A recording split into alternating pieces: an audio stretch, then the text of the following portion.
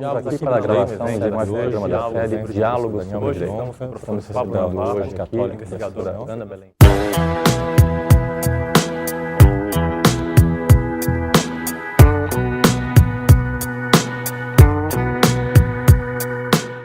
Hoje começa a perceber do discurso que a lógica serve para você entender melhor efetivamente o que acontece, entender melhor como o direito funciona, como a prática do direito funciona. Me enfrenta então uma questão prática agora, Juliana. Ok.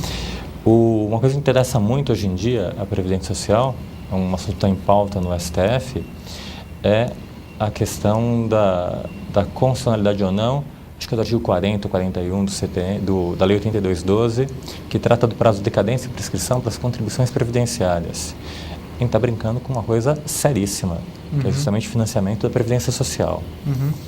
A Constituição coloca no artigo 146, isso comporta várias interpretações, mas que cabe a lei complementar regular normas gerais de direito tributário e, entre elas, normas de decadência e prescrição. Cabe a lei complementar. Então, vamos pressupor, como sentido, podemos passar por outros caminhos, mas que a lei está dizendo que cabe a lei complementar veicular matéria de decadência e prescrição. A Lei 8212 surgiu em 91 e é uma lei ordinária que estabeleceu prazo de 10 anos para as contribuições previdenciárias. Veio entre a Constituição de 67, emendada pela emenda de 69, e a discussão da jurisprudência, uma certa dificuldade de diferenciar, saber se as contribuições são tributos ou não. Então, de alguma forma, isso veio dentro do contexto dessa discussão. Mas veio 8212 e colocou por lei ordinária esse prazo. Isso em 91. Nós estamos em 2008. Já fazem 16 anos, 17 anos. E sempre houve essa discussão sobre se é constitucional ou não esse prazo veiculado por lei ordinária. Não deveria ser do prazo veiculado pelo próprio CTN, que foi recebido como lei complementar, que é de 5 anos.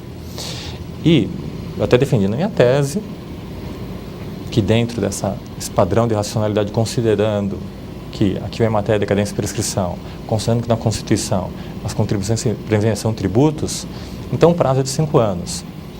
Só que a jurisprudência sempre, digamos, não tratou dessa matéria, isso não chegava aos tribunais e se aceitava de alguma forma que o prazo é de 10 anos. Há um valor pela lei ordinária. Pela lei ordinária. Há um valor por trás disso, é a contribuição previdenciária, há um sentimento em torno disso. Mas a matéria foi sendo cada vez mais discutida em um avanço na jurisprudência, na ciência do direito, na doutrina. E agora o Supremo começa a tratar da matéria e o próprio STJ começa a dar sinais de que essa regra é inconstitucional, está em desacordo com a Constituição e que o prazo deveria ser de 5 anos. Só que eu tenho uma lei válida no sistema que fala que é 10 anos. E começa a surgir uma outra interpretação que não é 10. Essa lei não vale e tem que aplicar para 5.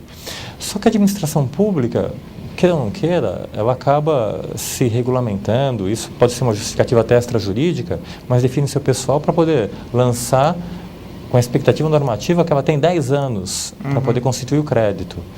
E agora, de repente, muda a jurisprudência do STJ e fala, não, isso é inconstitucional, é 5 anos. Ou seja, aquele crédito que eu estava programando para lançar daqui a 4 anos, já está extinto faz 4 anos, na verdade. Como lidar com um caso como esse? A pergunta de fundo é, o que é legalidade? A legalidade é a interpretação paradigmática de uma lei num dado momento no tempo, até que ponto a jurisprudência pode reinterpretar esse sentido e avocar para si efeitos retroativos de forma a atingir o passado e comprometer expectativas normativas que já foram desenhadas nesse passado, que se acomodaram com esse passado. Até que ponto a jurisprudência não tem que valer só para frente, sobre ela não se aplica também a irretroatividade. E aí, segundo o Rojão, o pepino. É um pepino, não é? Claro. E esse não. São vários os exemplos em que se cria essa dificuldade.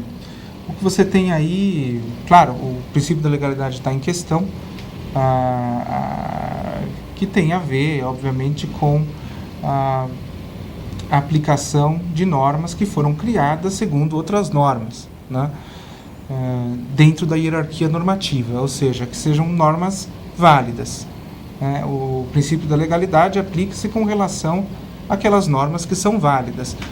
O grande problema é que o que significa norma válida e a identificação de quais normas são válidas ou não é também um ponto de controvérsia, o que torna o direito efetivamente um âmbito de grande controvérsia inclusive sobre qual é o ponto de partida, a norma válida do raciocínio jurídico. Nesse caso, a gente tem um problema de hierarquia em que claramente você tem um choque entre dois conceitos de norma válida, não? Que usualmente são identificados até porque o positivismo jurídico, principalmente com a teoria pura do direito, do Kelsen, identifica validade no sentido de obrigatoriedade com validade no sentido de pertinência ao sistema. Nesse caso, a gente tem uma norma que, do ponto de vista da pertinência, é inválida, porque deveria ter sido criada por lei complementar e foi por lei ordinária. Então, ela não segue os critérios de positivação que são dados e fundamentados no próprio sistema jurídico. Ela não segue os critérios hierárquicos apropriados. Portanto, é uma norma inválida no sentido de pertinência. Mas uma norma que foi aplicada por 16 anos... E que vem sendo aplicada até hoje. Vem sendo aplicada e que foi considerada pelos tribunais como uma... E pelos sujeitos de direito, né, os sujeitos da norma, considerada como norma vinculante. Ou seja, ela é válida do ponto de vista da sua obrigatoriedade ou do ponto de vista da sua força vinculante. E quando você tem essa dissociação, quanto mais tempo se preserva nessa condição, surge o problema do fato consumado. De fato, você tem uma norma que é obrigatória, vinculante, portanto válida no sentido de obrigatoriedade, que produz efeitos por um largo tempo, cria nos sujeitos normativos expectativas, e obviamente isso não pode ser desconsiderado, até porque, do ponto de vista da legalidade, o que está por trás é a possibilidade dos sujeitos normativos poderem, com base em normas gerais e conhecidas por todos, programar o seu curso de ação. É a própria noção de liberdade, né? Como autonomia. Eu tenho condições, pela minha vontade, de se determinar o meu curso de ações, sabendo quais são as consequências. E nesse caso, define o próprio espectro do exercício da competência do agente fiscal. Sim, claro. Aqui também há uma situação em que o próprio agente fiscal ele tem as suas ações pautadas por normas. E a identificação do que é norma válida, a confluência entre pertinência e obrigatoriedade, ela é um ideal, é o desejado, né? Mas não necessariamente isso acontece. O professor Tércio tenta explicar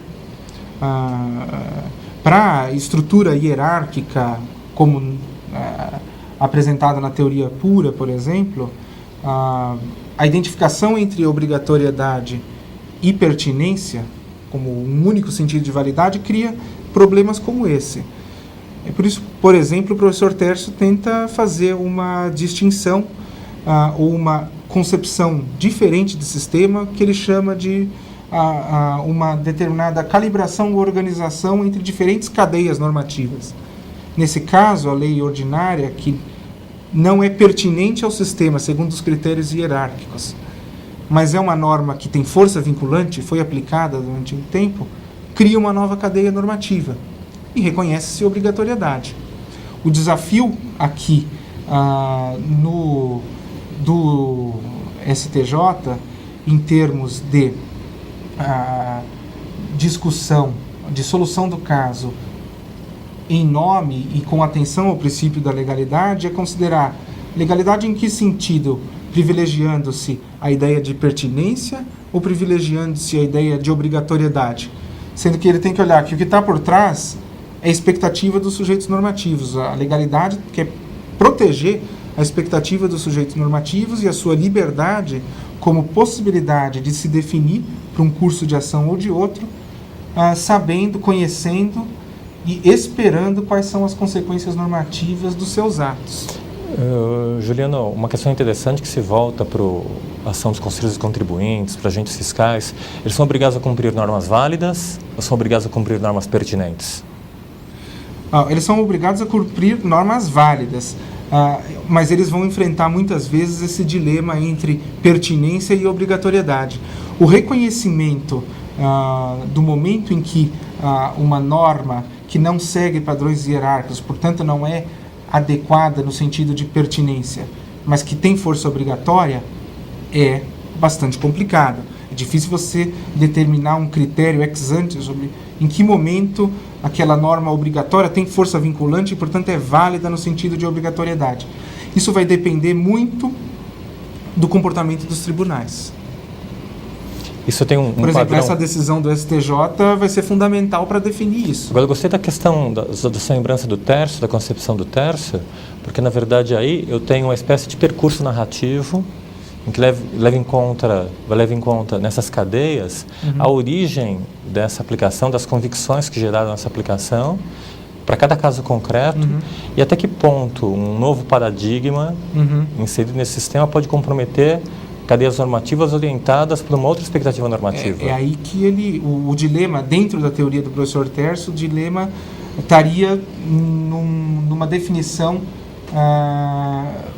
dentro de uma regra de calibração que opera em todas as cadeias normativas, a definição de qual padrão a cadeia normativa que segue a estrutura hierárquica e, portanto, legalidade no sentido estrito que nós conhecemos, ou vai prevalecer um padrão de efetividade, ou seja, daquela norma que, embora não posta segundo os critérios hierárquicos reconhecidos, tem força obrigatória, tem força vinculante e efetivamente foi cumprida.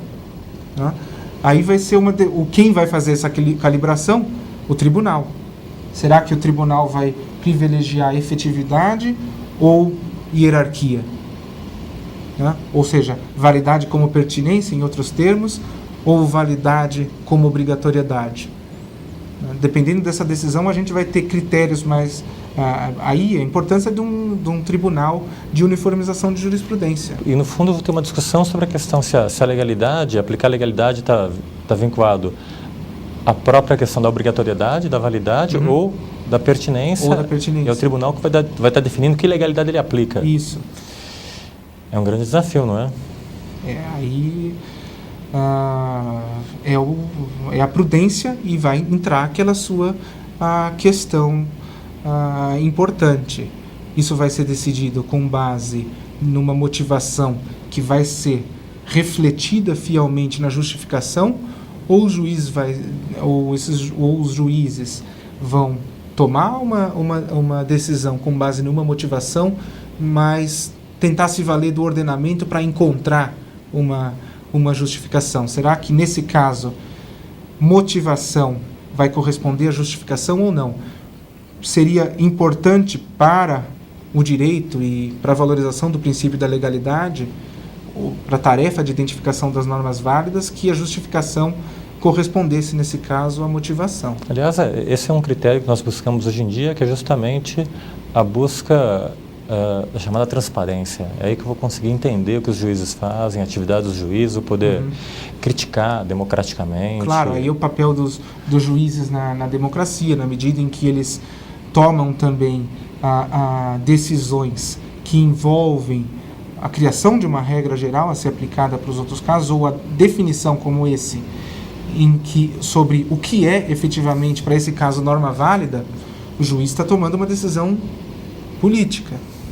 E a democracia se fortalece na medida em que você tem uma convergência entre motivação e justificação. Eu estou lembrando aqui que, na verdade, para nós interessa muito mais do que um juiz Hércules, que pensa e resolve tudo como do working, um juiz Hermes, que se comunica bem e que conta exatamente o que está sentindo, o que está pensando, descreve o mais bem possível para a gente entender o padrão de decisão dele, para poder conversar com ele. O importante aqui não é um debate entre formalismo ou entre a decisão com base na mera subsunção ou a existência de uma forma de raciocínio ou de uma interpretação que vá capturar a moralidade da comunidade, o Hércules. Acho que não é bem esse o ponto, mas se efetivamente a argumentação jurídica envolvida vai ser suficientemente transparente para que se permita identificar nos tribunais qual o padrão de normatividade que é seguido. Pertinência ou obrigatoriedade, hierarquia ou a efetividade. A justificação e a apresentação dos argumentos de uma forma clara, precisa e que corresponda efetivamente à motivação é muito importante. Eu tentei o Hermes aí para representar o Deus da comunicação, não para entrar na hermenêutica como padrão claro. em si. E para encerrar, Juliana, que você já arrasou, entrou nas questões fundamentais, mostrou a importância de você ter teoria para conseguir avançar mais sobre o direito, a importância da lógica para entender mais o direito. Me fala da tua experiência pessoal, da tua relação entre justificação e motivação diante do fato do nascimento do Emiliano, por exemplo. Bom, como é que foi? O Emiliano é o filho do Juliano, que nasceu recentemente. Está com quantos tá com meses? 2 meses? Vai fazer 3 meses agora. E aí, qual que é a emoção de ser pai? É uma experiência que se enriquece a cada dia, né? E a força vinculante, é um vínculo que é muito forte e está presente, engraçado, está presente o tempo inteiro. Passa a ser a sua vida vira e passa a se voltar para esse objetivo. É impressionante como isso acontece num clique. Muda o jurista? Muda o lógico? Se muda o jurista? Acho que não. O lógico, não. Acho que a atividade intelectual